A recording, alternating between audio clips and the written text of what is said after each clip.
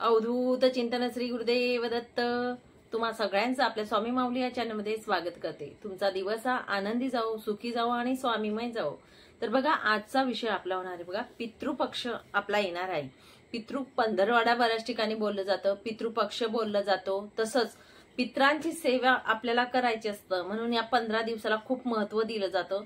देवांची सेवा एक वेळा कमी झाली तरी चालेल, पण पित्रांची सेवा आपल्याला कमी करायची नसते। जो कोणी पित्रांची सेवा करत असतो त्यांना भरभराटी लाभत असते। त्यांच्या कृपा आशीर्वादाने, पित्रांच्या कृपा आशीर्वादाने आपल्याला कशाचीही कमी पडत नाही। एक वेळा बघा, स्वामी सुद्धा सांगतात की गुरूंची सेवा कमी झाली तर चालेल, पण पित्रांची सेवा आपल्याकडून कधीच कमी व्हायला नको। जे काही आपल्याकडे राहतं, जे काही आता आहोत आपण, हे पित्रांच्या आशीर्वादामुळे आहोत। जे काही आपण जग बघतोय, दुनिया बघतोय, आपल्याजवळ प्रॉपर्टी आपला हक्क असतो, तसंच आपल्याला पितृंची सेवेचा सुद्धा पूर्ण हक्क आपल्याला दिला असतो। आणि म्हणून आपल्याला पित्रांची सेवा वर्षभर तुम्ही करता नाही करता, पण मात्र या 15 दिवसांमध्ये मात्र तुम्हाला पित्रांची सेवा करायची आहे। आणि आपला बघा, पितृपक्ष जो असतो तो सुरू होणार आहे पुढच्या महिन्यात, म्हणजेच पितृपक्ष म्हणजे पौर्णिमा जी आहे आपली 7 तारखेला आहे। 7 सप्टेंबर पासून तर सर्व पितृ अमावस्या येणार आहे 21 सप्टेंबर या दिवशी। या 15 दिवसांमध्ये पितृपक्ष चालू होणार आहे। आता कोणत्या तिथी कोणत्या दिवशी आहेत किंवा कोणत्या तिथीला कशा पद्धतीने आपण पितृ पूजायचे ते मी नंतर सांगेल। फक्त आज तुम्हाला सांगेल की या 15 दिवसांमध्ये आपण काय करावे आणि काय टाळावे, म्हणजे आपल्याकडनं या चुका व्हायला नको, हे लक्षात घ्या। पितृपक्षामध्ये आठवण करून तुम्हाला सांगेल बघा, पितृतर्पण जे असतं तो विधी नक्कीच करा। दररोज तुम्हाला जमलं तर 15 दिवस नक्कीच करा। नाही तुम्हाला जमलं तर ज्या दिवशी आपल्या घरामध्ये पितृंचं जेवण असतं बघा, जो तिथी आपल्या घरात येत असतो, जसं आपला आजोबा पंजोबांचं जे असेल किंवा वडिलांचा तिथी येत असेल, त्या दिवशी आपल्याला नक्कीच तर्पण करायचं आहे। पितृस्तोत्र त्या दिवशी नक्कीच पठण आपल्याला करायचं आहे। 15 दिवस तुम्ही केलं तर अतिउत्तम। या 15 दिवसांमध्ये वर्षभर तुम्हाला जमलं नाही जाऊ द्या, पण या 15 दिवसांमध्ये नक्कीच तुम्ही पित्रांची सेवा ही करायची आहे।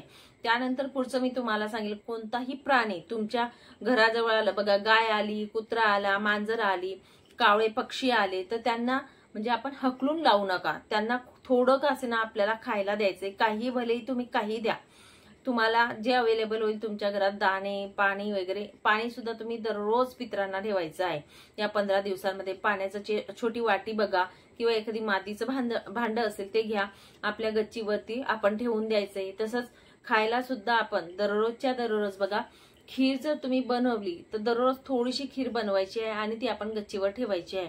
ती ठेवत असताना त्यामध्ये थोडे काळे तीळ घालायचे आहेत आणि अशा पद्धतीने आपल्याला दक्षिणेला तोंड करून ती खीर ठेवून द्यायची, वरती पाणी सुद्धा एका वाटीमध्ये ठेवून द्यायचे। अशा पद्धतीने ही सेवा तुम्हाला 15 दिवसांसाठी करायची आहे। त्यानंतर तुम्हाला आवर्जून सांगेल बघा, या 15 दिवसांमध्ये आपल्या घरात वादविवाद होणार नाहीत याची आपण काळजी घ्यायची आहे। तसेच तुम्हाला सांगेल, या 15 दिवसांमध्ये मांसाहार टाळायचा पूर्णपणे प्रयत्न करायचा आहे, की आपल्या घरात मांसाहार होणार नाही याची काळजी आपण घ्यायची आहे। तसेच तुम्हाला सांगेल, या 15 दिवसांमध्ये शक्य झालं तर केस कापू नयेत, नख काढू नयेत आणि दाढी करू नयेत। शक्य झालं जेवढे शक्य झालं तेवढे हे नियम पाळायचे नक्कीच प्रयत्न करायचा आहे।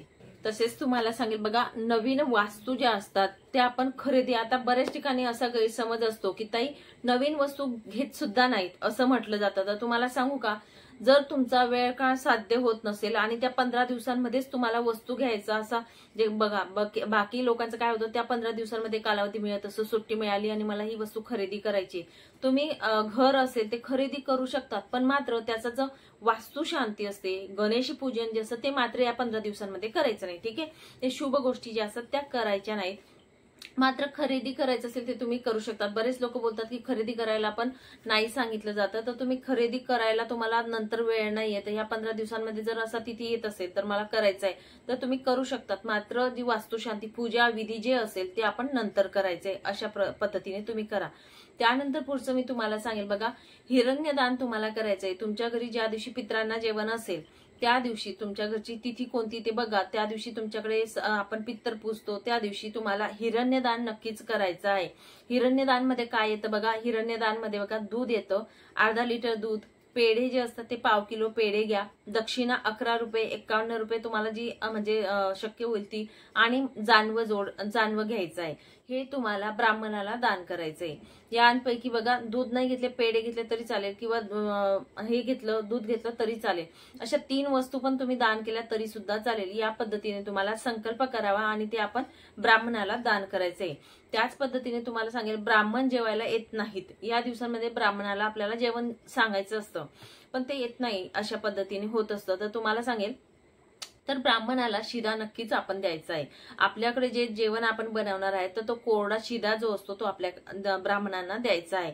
तसेच तुम्हाला सांगेल बघा, या पितृपक्षामध्ये स्वतःहून कधीच कोणाच्या घरी पित्रांचं खायला जाऊ नका। हा, एखाद्याने तुम्हाला पित्रांचं जेवण सांगितलेलं असेल तर मात्र टाळू नका, तुम्ही जाऊ शकतात, पण स्वतःहून तोंडाने मागू नका आणि ते घेऊ पण नका। पित्रांचं जे असतं ते त्याचे आपल्याला दोष लागतील किंवा असं काही घडत असतं, म्हणून आपण कधीही स्वतःहून मागू नका। पण मात्र कोणी जर तुम्हाला जेवण सांगितलं असेल की पित्रांचं जेवण आहे, आमच्याकडे जेवायला या, किंवा कोणी तुम्हाला दिलं जेवायला, तर ते तुम्ही खाऊ शकतात, नाही म्हणू नका त्या गोष्टीला, पण स्वतःहून कधीच कोणाच्या घरी जेवायला जाऊ नका पित्रांचं जेवण जे असतं ते। तसेच मी तुम्हाला सांगेल बघा, दररोज आपण जे जेवण बनवणार आहेत बघा, बऱ्याच लोकांना आता खीर मी सांगितलं, खीर शक्य नाही झाली दररोजचं तुम्हाला, तर दररोज जे काही आपण स्वयंपाक बनवणार आहोत घरामध्ये, तर तो स्वयंपाकाचा छोटीशी चपाती बनवायची आहे आणि त्या चपातीवरती जी काही भाजी असेल, जे काही असेल तुम्ही दररोजच्या जेवणामध्ये बनवणार आहात ते तुम्ही घ्या आणि एक घास आपण काढून तो रोज आपण गच्चीवर ठेवून यायचा आहे।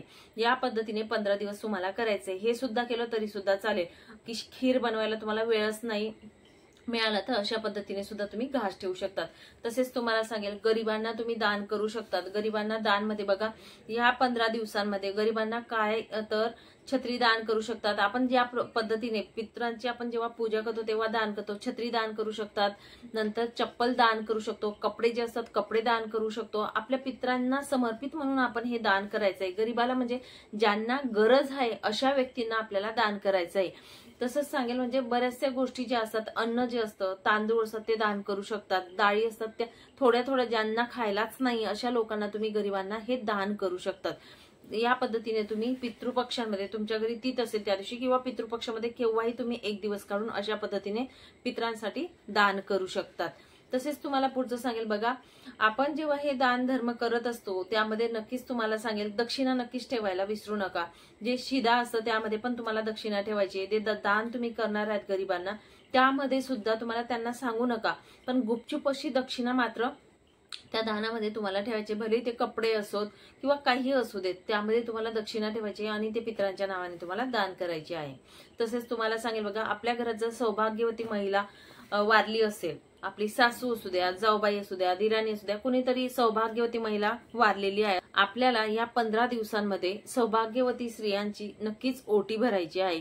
आता तुमच्याकडे ज्या दिवशी त्यांचं तुम्ही पूजा करणार आहात, पितर आपण बघा, सौभाग्यवती महिला जेव्हा मरतात तेव्हा आयव्य नवमी येत असते बघा, तर त्या दिवशी नवमीच्या दिवशी आयव्य म्हणजे सौभाग्यवती महिलेल्या असतात, तर त्या दिवशी पूजा करत असतो, तर नवमीच्या दिवशी तुम्हाला ओटी भरायची आहे।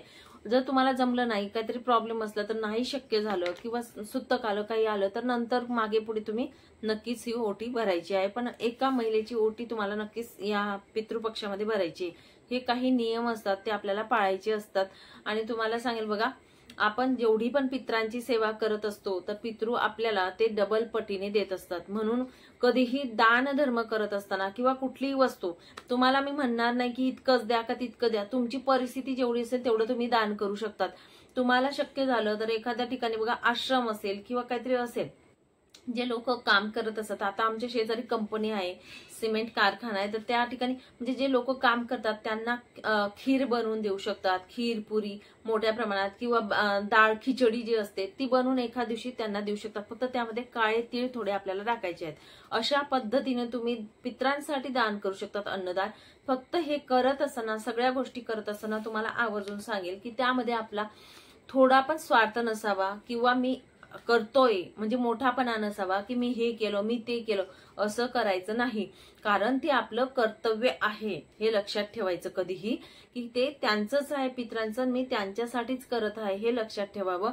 त्यात मोठापणा नाही की मी केलं असं करू नका, नाहीतर आपलं केलेलं व्यर्थ जात असतं।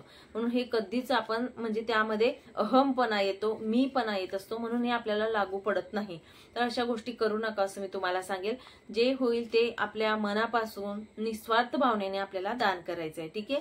तर अशा पद्धतीने या काही गोष्टी ज्या आहेत त्या आपल्याला पितृपक्षांमध्ये करायच्या आहेत. पितृपक्ष हा खूप सुंदर असतो. त्यामध्ये जर आपण 15 दिवस पितरांची सेवा केली तर वर्षभर तुम्हाला नाही वेळ मिळाला तरी चालेल, पण या 15 दिवसांमध्ये नक्कीच त्यांची जी सेवा घडेल ती करायचा नक्कीच थोडासा प्रयत्न करायचा आहे. चला मग सांगितलेली माहिती ही इथेच थांबवते. नंतर अजून भेटेल अशाच व्हिडिओ सोबत. श्री स्वामी समर्थ अवधूत चिंतन, श्री गुरुदेव दत्त.